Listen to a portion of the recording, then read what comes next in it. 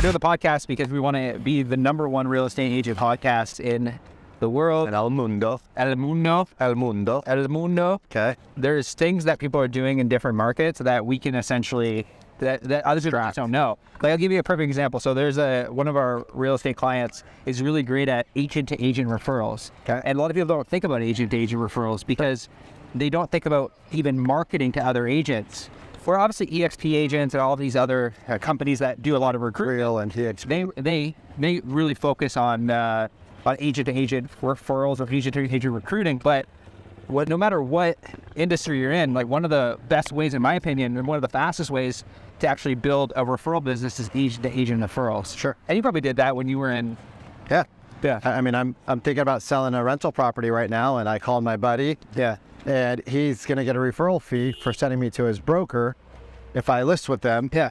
And I know the broker. Well, that came from a relationship and like the things that you were doing around marketing. 250 agent reviews. We're gonna interview 250 or so agents over the course of the year. Yeah. And then we're gonna drop weekly tips from what you're seeing on the marketing side, what I'm seeing with our clients on the real estate side. Yeah. And I know that it's, one is the goal is to get it out to a lot of people. Totally. But tell me, what made us come up with this idea? Where did you come up with the concept of let's doing 365 mother effing podcasts? Let's be honest, I didn't come up with the idea. Yeah. It was totally Sharon. Good old Sharon. Good old Sharon Cervantes. If you really want to make a name for yourself in the real estate industry, he's like, I've told so many people to do this over the last year and just no one's done it. Yeah, it's hard. So I'm like, yeah, it's difficult. It's not going to be easy. Like, you're like, interviewing that many people, like, you've had a podcast, I've had a podcast. It's a lot of work. I've done 140 episodes, but over the course of 2 years. Yeah, I did 65 in the last year. Yeah. 55 in the last year, and that was a weekly distribution. So I think one of the advantages we have, though, is we have your team and we have my team. So we have both of our teams that are able to essentially create the output that we need in order to actually make it reality. So the first time I went to a conference, I met Ryan Serhant. Yeah. And I was at the conference. I think it was a Keller Williams conference, actually. And, I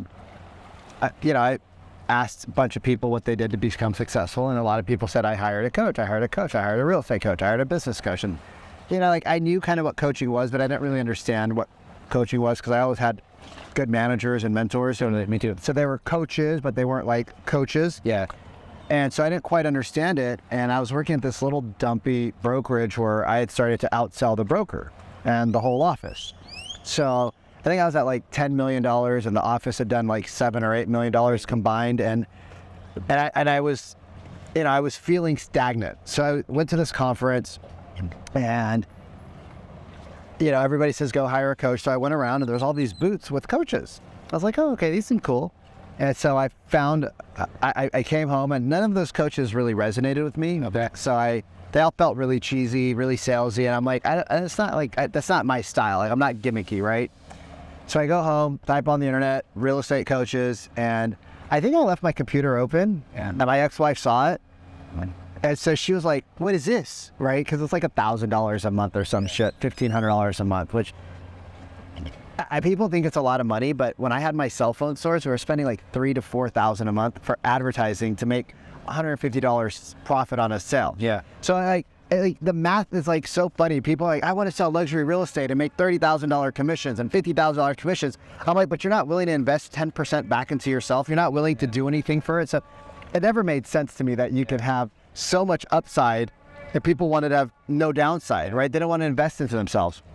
So the coaching thing sounded great. And I think I left my computer open and she saw my browser. It was right next to the Pornhub browser. Oh, actually Pornhub wasn't around back then. Damn it, that joke doesn't work. Damn it. But she saw the browser open and she kind of like flipped out. Yeah. And I always tried to keep her as separate from my business as possible because she wasn't understanding, or they could say. Yeah. So anyways, the next day I do some research and I go into my office and I lock the door because we had a very toxic relationship. And so I liked my alone time away from her as much as possible. And so she starts banging on the door as I'm on the phone. Like, it's like, it was an older house, but it was pretty well insulated, right? You have big, thick doors, big, thick walls. She starts banging on the door. You effing this, you effing that, you're an idiot. my dad's a rich millionaire and he doesn't have a fucking coach and you're stupid. And I'm like, what does any of that have to do with me? Yeah. Like, what does your family have to do with me? And she just started banging on the door, fucking swearing. The lady on the other end, you could tell how uncomfortable she was. That was like, it was like a normal Tuesday, right? It was a normal Wednesday. It's every day of my life for the last 3 years. Like, it doesn't even faze me anymore. And she runs out the house. Like, she literally runs out the house and starts banging on the window. Jesus. And our house was next to this brand new construction house in Bellevue. And so the neighbors could see into our window. So when they were fighting, we could see them in the office. And so it was just a shit show, man. It was just a riot. But she's banging, calling me an idiot. The lady's like, do you need to talk to your spouse? I'm like, nope, not at all. Not my problem. Her triggers are not my problem. I don't need her permission to run my business. Yeah. What did you learn from the situation? I don't need her permission to run my business, right? And I think that's where people make the mistakes. They try to involve people because they don't want to make the decision. Makes sense, yeah. Right? If you don't believe in yourself, let's talk about that. If you don't think you can do it, let's talk about that. If you don't, right? If it's not the right group for you, let's talk about that. If it's not the right program for you, let's talk about that. If you financially can't afford it, let's talk about that. Communication. But don't cop out. Yeah. Right? Don't outsource your business decisions to somebody who's not in your business. Yeah. Right? It doesn't make sense. Yeah. Why would I talk to you instead of talking to the trainer if I want to go get more healthy at the gym? Yeah.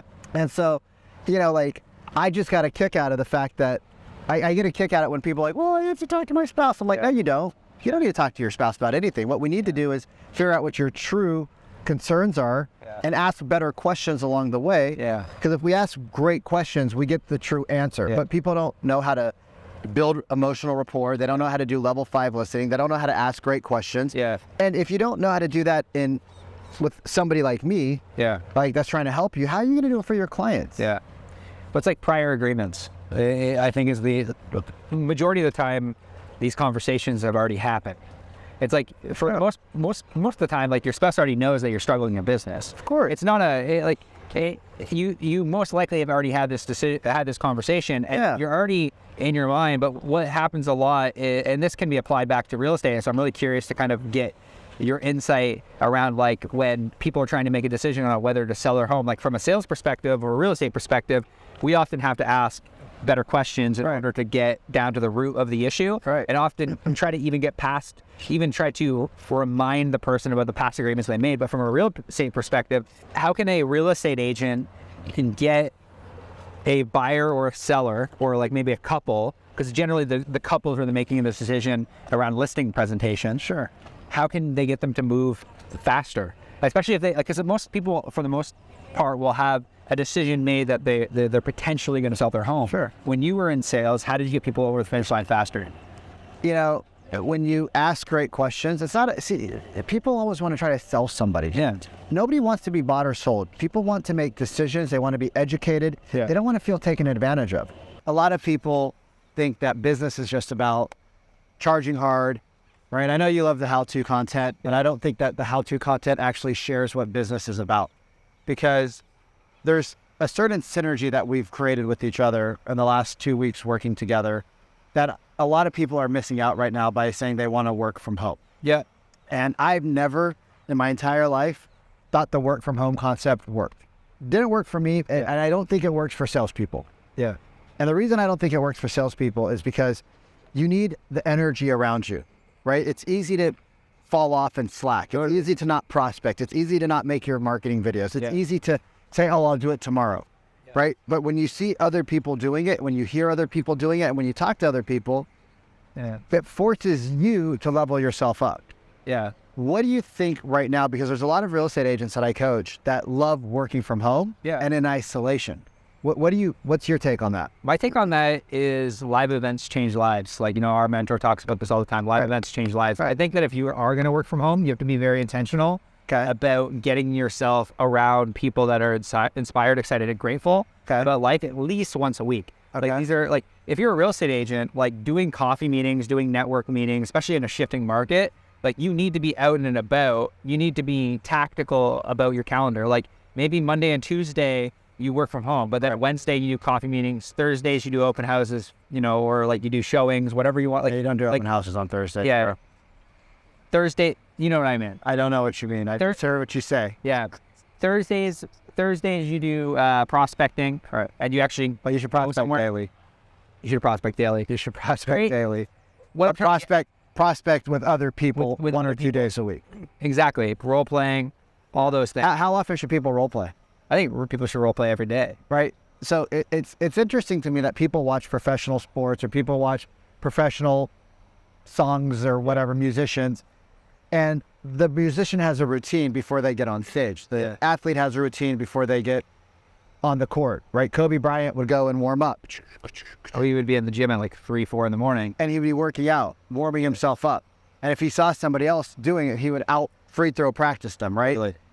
People know these things, but they don't know them, right? People are like, oh, I've heard that story. Yeah. But until you apply what you know, you don't actually know it. Yeah. It's like theoretical learning. Yeah. So how do you embed into somebody? Because my team role played every day. Yeah. Monday through Friday, office hours were 7:30. I was always there. Yeah. Hungover, pissed drunk, wearing the same clothes from the night before, lipstick on my clothes. It didn't matter. I would be there. Yeah. Right? And I instilled that in. Some people are like, dude, that's too hard. Yeah. And I was like, you don't need to be on my team. Right? Like, I don't need a lot of people on my team. I want killers. I want great people. I want A players. And it's interesting because when I disbanded my team back in 2018, my top agent, who I thought was going to go on and just crush it because we'd instilled those habits daily, like we grinded that into him. He would run the role plays. Yeah. He would text the guys, hey, are you on your way? Yeah. Right? He would push them to be better. He fell off the map. Yeah. Right? He fell off the map. Yeah. So even when these are instilled in people, how do you keep people on that daily? Because it's not the glorious work of showing a house and selling it. It's the daily grind that gets you to the glory. And it takes a lot more grind to get to the glory. So how do you instill that? I think a lot of it, like what you said, comes down to leadership. Okay. It comes down to not everyone is meant to lead. Right. And that person that you gave an example of on your team went on and stopped doing those, implementing the basics. Yeah. I think people get comfortable in business, which is fine, but you need the system on the back end in order to actually, I guess, like quote unquote coast. I think where a lot of people, you have to first know what you want. Like some people, I've read in forums in different real estate groups, and they're like, I never want to build a big team, or I don't even want to have a team. I just want to be a single agent. Right. And that's cool. But most of those people face ups and downs in real estate because they don't have the systems and the process of the back end. They burn out.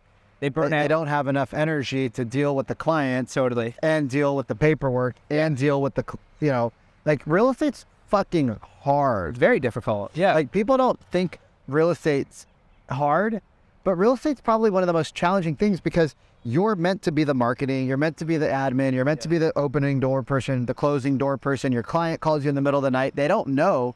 And because real estate agents have just shown I sold another house, and they don't talk about how difficult it is, it's a commodity. Now, nobody in their right mind would ever think it's easy to become an engineer, a lawyer, a doctor.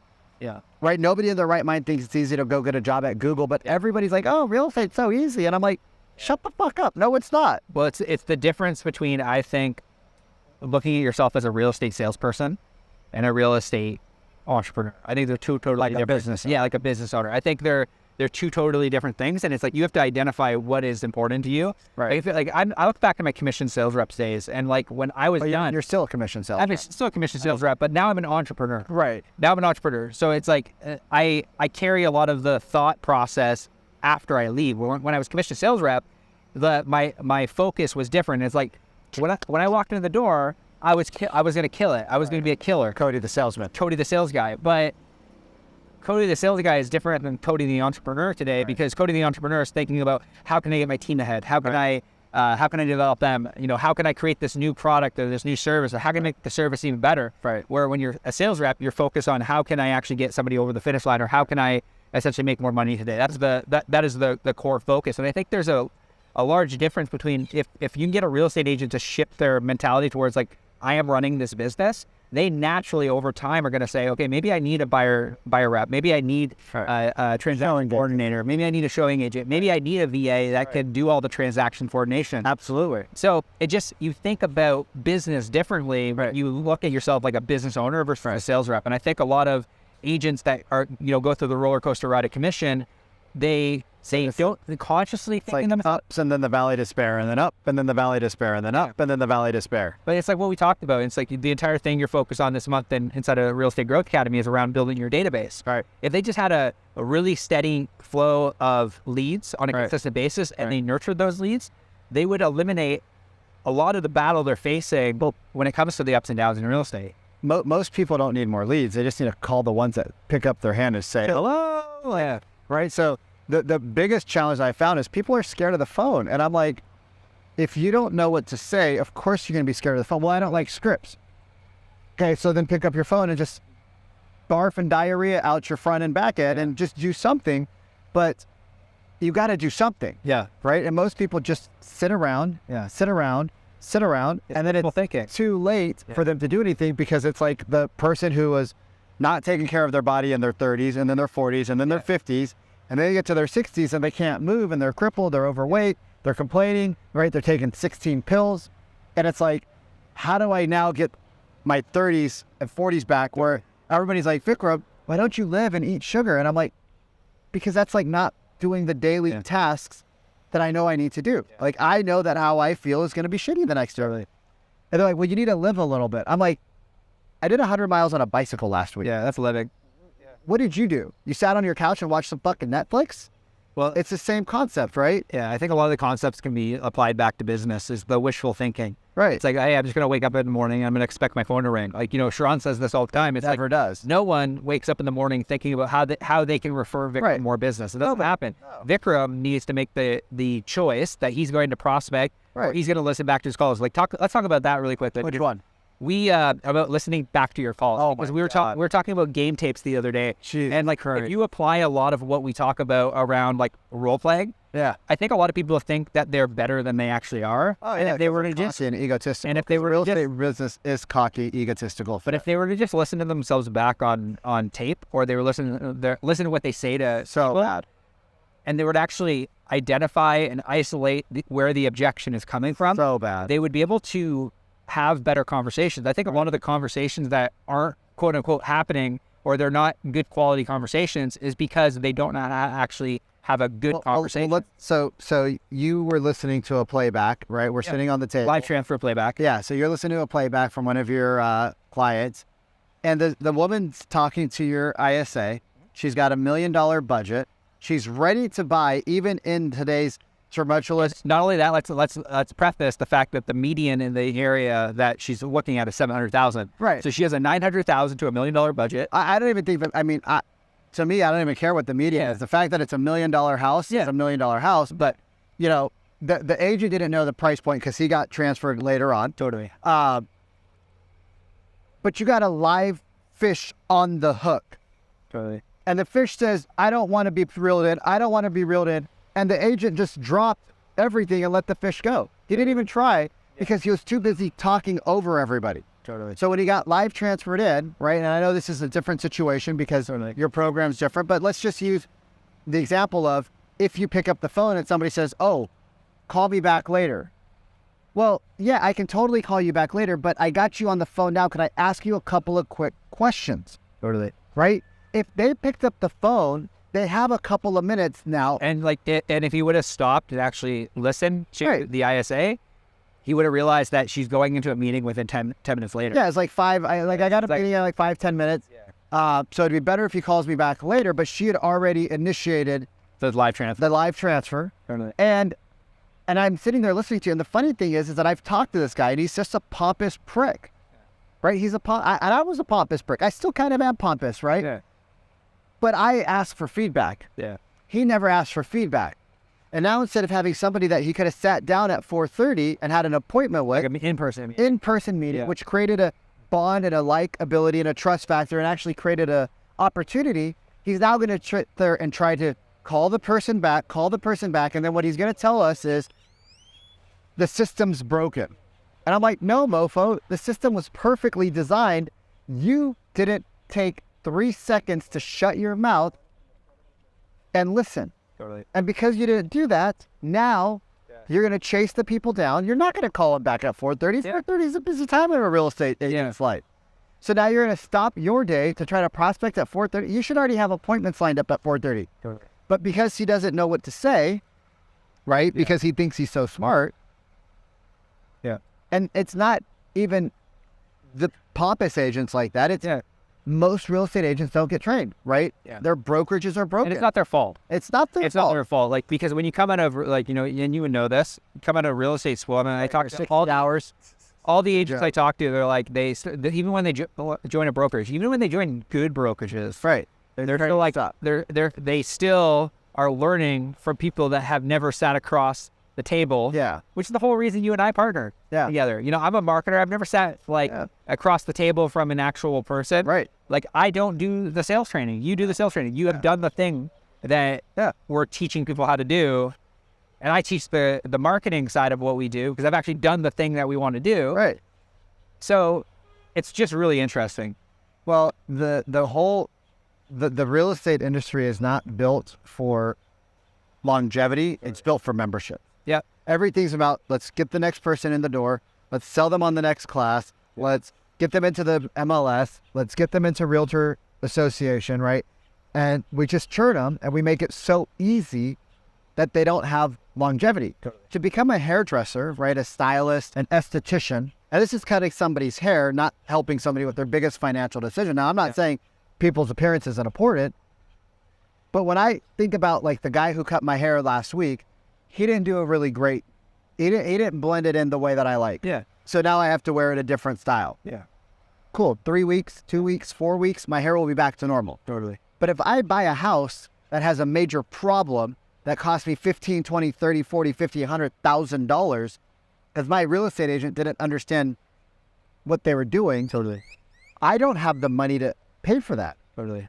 Like, I don't have the excess cash because I put all of my money in the down payment. So when we look at the world we live in, we got to start to question, why is this happening, right? Why are real estate agents failing? Well, because you went to 60 hours of training, whereas if you went, I had a girlfriend in college that went to Paul Mitchell. Mitchell? Is that what it is? Paul Mitchell. Yeah. She spent $25,000 or $10,000. It was a huge number. She had to get a loan for it because her parents and her weren't talking. She had to get a loan. It was a huge number. It was like 2,000 hours. Yeah. They had classes. They had speakers. They had guests. They had to cut hair. They had to practice. Totally. They had to take multiple tests. Yeah. Right? I'm talking like, what's the worst thing that you can happen? You make somebody bald for 6 months? Like, if you burn their hair, I don't know what the worst thing you can happen. Like, the wax is too hot and you burn them. Like, fuck yeah, that sucks. But, like, you know, most of the things you'll probably get over. Totally. And so your esthetician has more training than your real estate agent. And then people wonder why they're a commodity and why commissions are being condensed, right? It's because you're a commodity. You're not actually providing any value. Yeah. And so that's a big challenge that I find with people that even good people that are making $300,000, $400,000. When I have one-on-one conversations with them in the Real Estate Growth Academy, and we're talking on our Monday dojo calls and we're doing the practice, and I have the, you know, like one-on-one with you while other people are listening, they're like, oh my God, I didn't know, like, I didn't even know that I was saying those things. Yeah. And they're making $300,000, $400,000, $500,000 a year. They're like, I didn't even know that was part of my vernacular. Because they're not tracking, Vikram. You and I have this conversation all the time, like KPI tracking, like how many leads are you getting in? How many appointments are you setting? Like, if they were to just track the basics, you know, how much GCI am I making? How much net commission am I making? Net profit, whatever you want to call it. Yeah. If they were just do one simple thing, just record every interaction that they have with every single person that they don't want to hear themselves because they know they suck. And but that is the difference. That is the difference between the team, right? The team that curates these agents that are high performers, right? And the single agent that never practices, right? There's a vast difference. If you get a really good leader in place in an organization, like you wipe out anyone. Yep. I think brokerages are going to flip to team models. Okay.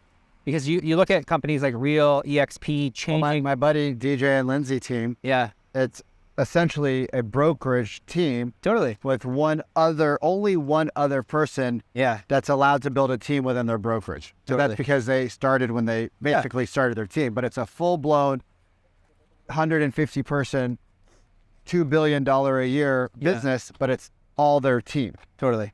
Right? So they run training, they buy leads, they provide services, they provide listing and transactional support, right? They are a full-fledged brokerage, but it's just for their team. Just they have team. everything in-house. Yep. Right? They have their own video department, marketing department. Yeah. Right now, unfortunately, the agents don't take advantage of that marketing, Yeah, because they want to market themselves. Right. And I get that. Well, the agents don't market themselves because they're being fed. Yeah. So like, there is that model. It's kind of like the financial services world Yeah.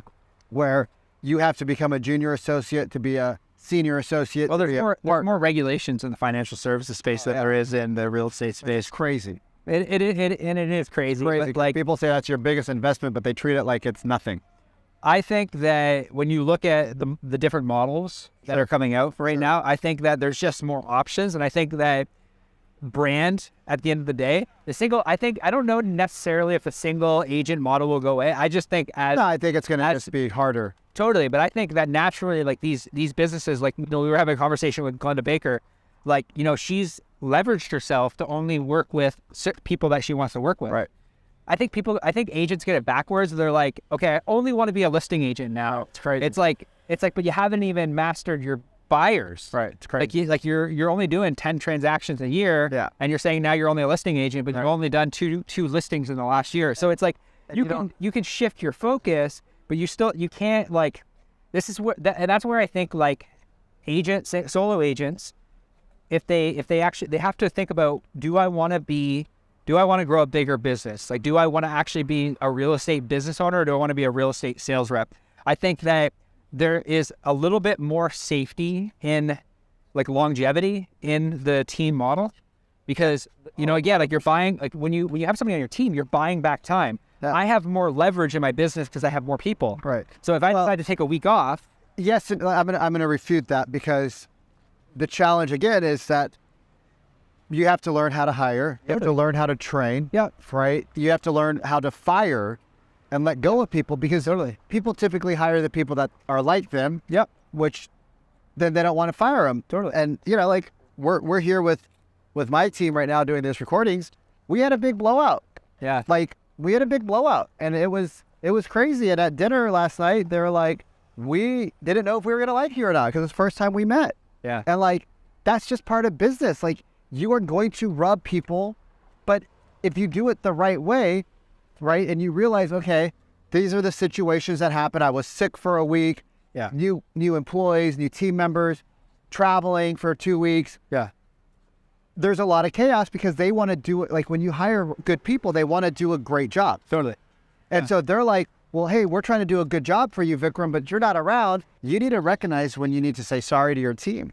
Like, most entrepreneurs should probably say sorry on a weekly basis, because we expect things to get done and we know how to do it in our brain. Yeah. But we don't actually communicate that out to our team. Yeah. Because we're so busy running around trying to do what we do best. Yeah. And that's not leadership. Yeah. Because leadership is built like every other skill out there. Well, this is why I think every real estate agent should read the book Traction. Oh yeah, by Gino Wickman. Yep. Because I think there's elements, especially if you're a real estate agent that wants to build a team. Right. I think there's elements. Even if you don't want to build. Yeah, even if you don't want to build a team, but like specifically if you great systems for yourself. Great systems for yourself to start, but when you start hiring that for first person, like hiring that integrator for your business helps you understand how can I actually run really high quality and productive meetings. Right. So Gary Vaynerchuk always talks about how culture and gratitude are the biggest undermined pieces of business, right? Yeah. He always says that if you have more gratitude,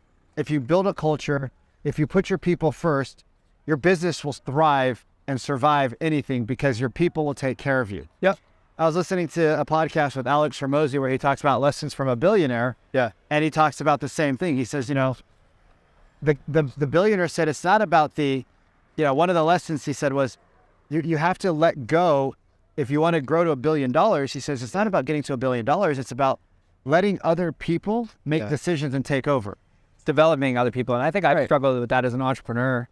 And, we talked earlier about like apologizing, and I think I'm getting better at it, like letting things go and letting my kind of team thrive, because if you don't give your team the opportunity and the trust that they need in order to make decisions, they're going to fail. And the conversation that I have with our team is around the fact that you're going to make a bad decision. It's going to happen. Right. But rather than me make the decision for you, let me empower you to make the decision, because like really our motto is do right, do wrong, do something. Right. So it's like, you're going to make a bad decision, and that's okay, but I'm going to coach you afterwards on the decision and how we could have done things better. Like, I'll give you an example. The other day, we had a cancellation call with somebody, and I was listening back to the call, and it didn't go right. So I gave one of our staff, some feedback. I'm like, hey, do I have permission to kind of give you feedback on this call and how it could have been better?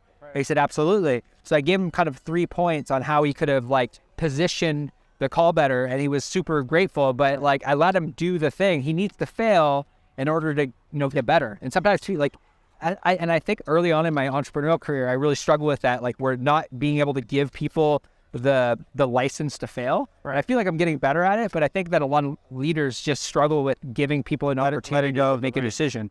Yeah. Letting go of the reins. Yeah. I mean, it's, for me, I might be the exact opposite. I give too much leash at the beginning. Yeah. And then they know that they're hanging themselves, and I don't jump in early enough. So I think I'm on the opposite end of the spectrum, where I'm like, I just don't like doing this. So I don't even want to attempt it. Right. Because it's like, I don't even want to do it, which I don't think is the right way to do things either in life. And so I think leadership is that learning process. Right. Yeah. But if you have an employee, you have somebody that you have to be there. But if you have a team member, they want to perform better. They want to grow. They want to learn. They want to listen. They want to change, right? Yeah. Like, they want to do all those things. And that's a huge difference that most people don't understand. Yeah. Is that team members want the autonomy. They want to make the mistakes. They want to take the shot. Yeah. Employees are okay sitting on the bench. Totally. They're okay sitting on the sidelines. Yeah. And and it's not that that's not good or bad. It's just, you have to know who it is, and the goal is that you build a team, not a bunch of employees. Totally. And I think the way you do that is through culture and gratitude. People say, how do you find A players? As you stay in business long enough, that gets out there, because they're going to talk to their friends. Yeah. They're going to talk to their other associates. Right now, the world's so digital. People are going to see, hey, they're posting up their work. They're posting with their boss. They're posting these events. Yeah. Our company doesn't do that. Yeah. What are you guys doing? Yeah. Right. People will start to, as you get bigger, people will start to know about you. I think a lot of it comes down to vision too, like the leader's vision for the future. It's hard to find a talent when your vision isn't a talent. Right. Like you have to have, like, it's like there comes a point where their vision for their future needs to, if they might be an entrepreneur. Right. But if you're like, hey, I only want to build $1 million business, it's going to be hard to attract somebody who wants to, make $500,000 a year. You know what I mean? There's no opportunity for growth. It's like so we use Cameron Herold's vivid vision. Okay. And, we painted out over the next 5 years, we want to be a $10 million business. Right. There's a lot of growth. There's a lot of opportunity to grow with, and for our team to grow within that. Like, it's hard to attract, for us, it would be hard for me to attract somebody like a Jacqueline or a Jairus. Right. If my vision was like, okay, I'm going to build a $500,000 business, we're going to be good, we're going to be a small, lean ship. It's hard to attract those types of people. Right. You make a lot of money. Yeah. But nobody else does. Yeah. Exactly. Like, one of our values is like, we spread the wealth. So as we grow, the wealth gets spread within our company. It's like that that was literally in our vivid vision from day one. Right. People get into business because they want to make a lot of money. They want to have a lot of time, and they end up becoming the opposite. They don't make a lot of money, and they don't have any time. Yeah. And then that sucks them out. That sucks their energy, and it drains them. Totally. And so, to me, one of the superpowers of entrepreneurs that are longevity entrepreneurs in the same field with people that want to be there is the culture. Totally.